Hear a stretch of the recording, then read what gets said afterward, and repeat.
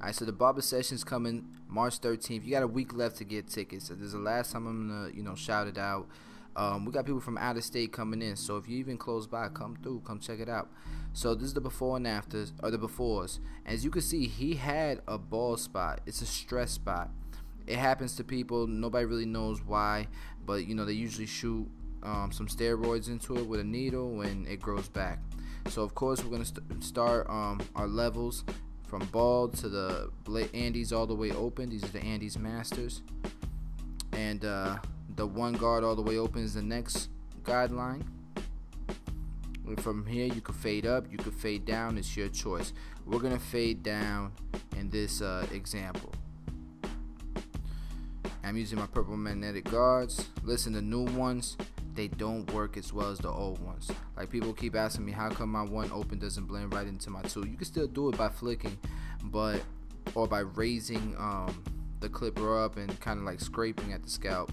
But try to get the double magnets, and I believe you can call Andis and get them directly. They're gonna be hard to find online or in the store. So you can see I'm fading down. Using the number 0 guard now, I'm starting open, and as I go down, I close it until that guideline. And this is the steps right here. I'm opening it a quarter of at a time. I'm closing at a quarter at a time. See that? So if we're fading down, then we're gonna close a quarter at a time to fade it down. You don't necessarily have to do it when you have the guards on. You can like skip some closes. But when you have no guards and you're using the andis all the way open, this is where the detailing really comes in handy, and I would suggest you use a quarter at a time until you get to that last line of demarcation, and then you close it all the way and you take that line out. And if you can't take the line out, you could use your trimmers or your outliner blade or your 5-0 blade. Take that line out.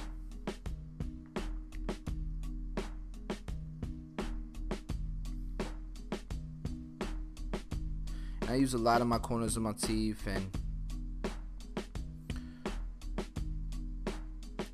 as you can see, I stretch the scalp. If you can't get a line out because it's not cutting close enough, by stretching the scalp, you might be able to get a little bit closer, and that might be just what it takes to take that line out. And if that doesn't work, trial and error. Try the trimmer. Try the outliner blade. Take that line out.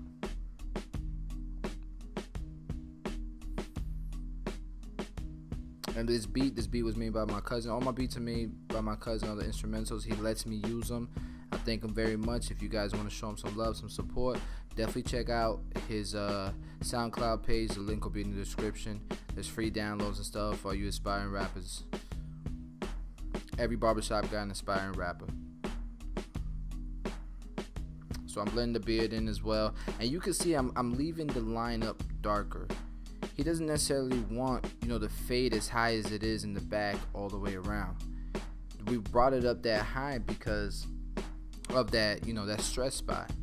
But there's no rules to this barbering thing. I mean, if you can create illusions, if you can make it look a little bit lower in the front where he wants to keep a line up, then do it. There's no rules. Everybody wants to create names for certain haircuts and create all these rules and stuff, and man, this is art, man. There ain't no rules to this.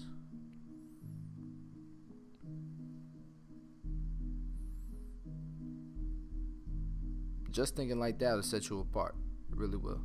So I fast forwarded through the other side. You guys get the steps, and once we do the other side, I'm gonna connect the back with the rest of it, and I don't necessarily fade like this. I usually fade like painting a wall. You know what I mean? You do one side and you know what I mean? You continue to move it gradually all the way around. But for the sake of the video and for the speed of the video, I went ahead and just faded one side and sped up the rest of it. If you guys don't like it, definitely let me know. I have no problem with constructive criticism. And now that I'm on the other side, we're just kind of detailing the blend. Detailing the blend now, and if I fade it down in the beginning of the process, it's almost like cross-checking when you're detailing. Fade up now. Start from the bottom and fade up, since in the beginning you faded from the top to the bottom. And if you start in the beginning from the bottom to the top, cross check it, detail your work, and fade from the top to the bottom. Try it out for yourself.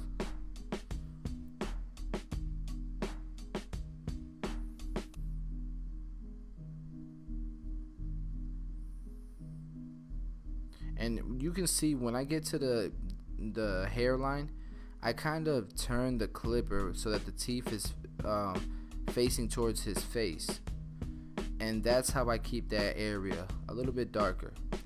And you can see in the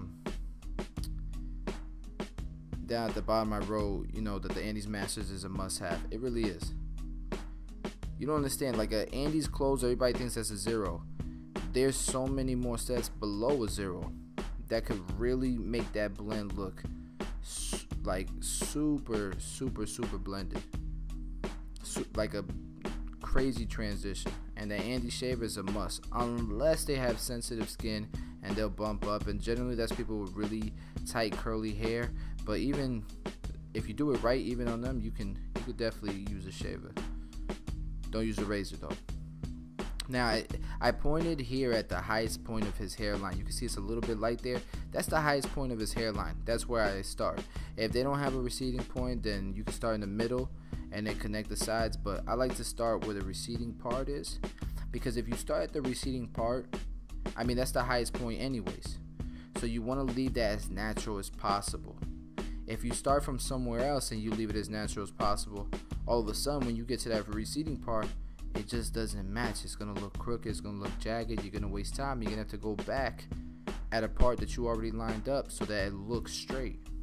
This way, you avoid raising that receding area, and you also don't waste time because you can match the rest of it up with it to the best of your ability without raising it, you know what I mean, raising it up anymore. And you see right here, it looks like, I don't know, the last time he got lined up or something, he was pushed back a little bit. So he has that light area. I'm not going to push it back anymore because we're going to add a color enhancement at the end.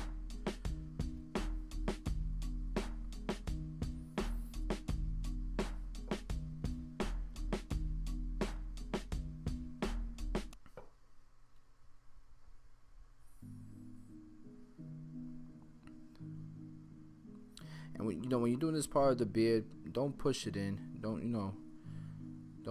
push that line in any more than it needs to be. As long as there's a nice straight line or nice clean line, keep it as natural as possible. And I use the corner of the blade, a lot of the corner of the blade when I'm doing this arch right here.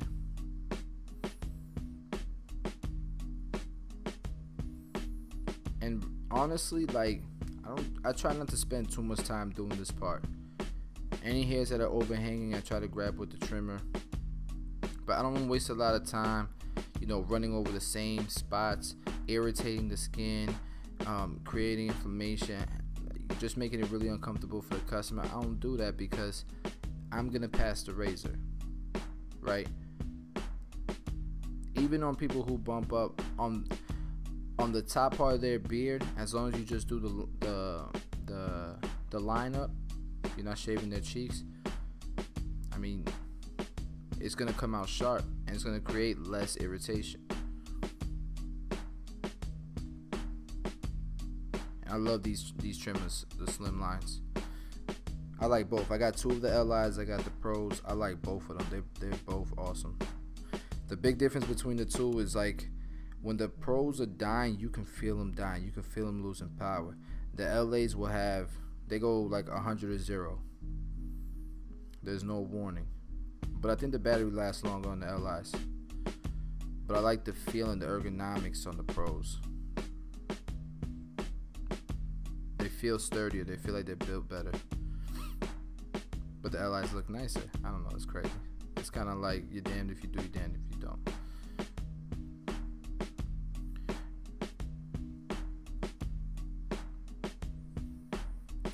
You can use point references when you're doing the beard. Like, you can use like the corners of his lips where they meet, the bottom and the top part meet at the sides as your point of reference, like I'm doing here. you know. And when you stand right in front of the client, you'll see that it's even, you know.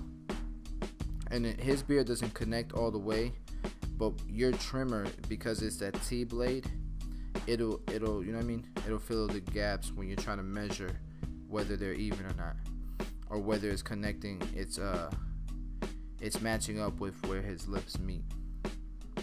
Now here on the neckline, I do just like on the lineup, the highest point or the middle of his beard, and then I'll connect the rest with it. And that's just around the lineup. I try to flip the trimmer over and kind of do scooping motions. And if you know, if there's some hairs that, you know, it just won't, the trimmers just won't cut when you flip it over. So you can do the scraping, you know, some scraping, but make sure you're light-handed with it, and try to avoid doing that too much. And then I'll pass the shaver. So I added this because there's some color enhancement haters out there. Don't watch no more if you don't want to see color enhancements. But if you do, follow along. Listen, color enhancement to me is hair color, man. It's been around for thousands of years. People color their grays, women color their hair. I mean, men color their hair. I remember when Eminem was dope. Like, everybody want to be like him. They're bleaching their hair. Nobody said anything. This is just hair color. And it just so happened makes haircuts look dope. Now, Bigen has a bad rap looking like a Sharpie. It doesn't have to look like a Sharpie. And as you can see right here, I do the outline and then I smear it in with a towel. It doesn't have to be wet, it's a dry towel, but you can see that it looks natural. This is how it's gonna look when you wash it out. Now, the longer it stays on the skin, the more processed, it's gonna get darker. But once you wash it out, this is how it's gonna look. And you'll see as I'm applying the rest, it starts to darken. And then, you know, we blow dry it, it darkens more.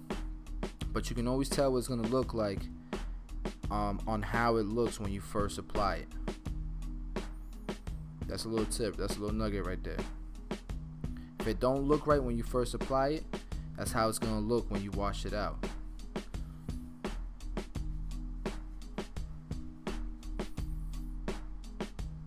And you can see, I don't go all the way, like I apply it right at the lineup, and then I'll smear it in a little bit underneath the lineup to try to like blend it in and create like a natural look. We'll do this all the way around. I don't do it in the mustache because the mustache is a coarser area. You do the mustache, it's gonna look like, you know, put some eyebrows above his lip. Now we're cleaning everything up with the razor, pulling the skin.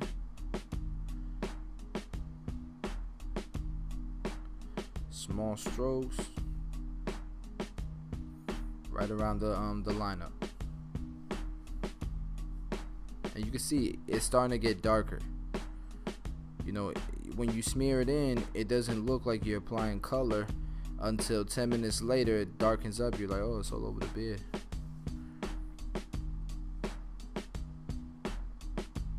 After you blow dry, you know, what I like them to do is kind of like try to like move their face around and see if there's any cracks or places where there's not enough color. And then, you know, I'll reapply some more. And right here I put some shave gel, and I'm going with the grain because what I did was I applied this shave gel, I brushed the hairs down, so because he got long hair on the top, it's like a 5 on top. So I want to catch all the strays by going with the grain. Make sure you apply a good amount of shave gel above the lip, and you can see that I didn't put shave gel anywhere else. It's not as sensitive, but above the lip it is. And I did it on the hairline so I can catch those strays. Train the hair down and catch them. I'm doing the same thing on the other side. It's a long process, guys. Like if I was working in a salon, you know, you get like $100 for this at a salon. In a barbershop, I'll charge $36.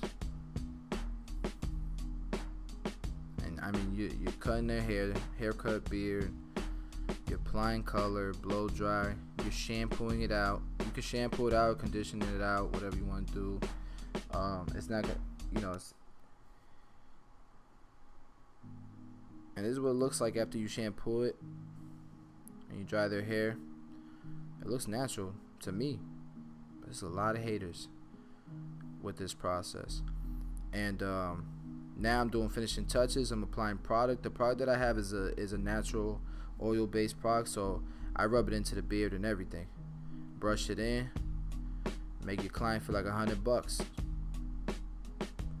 He's happy. See? So thank you guys for watching. Again, reminder, the barber session is coming March 13th. You got a week left. Tickets are sold at tune45.com. Subscribe, share the videos. I'm at 40,000 subscribers, and I'm trying to get to 50,000 by like the end of the week. So help a brother out.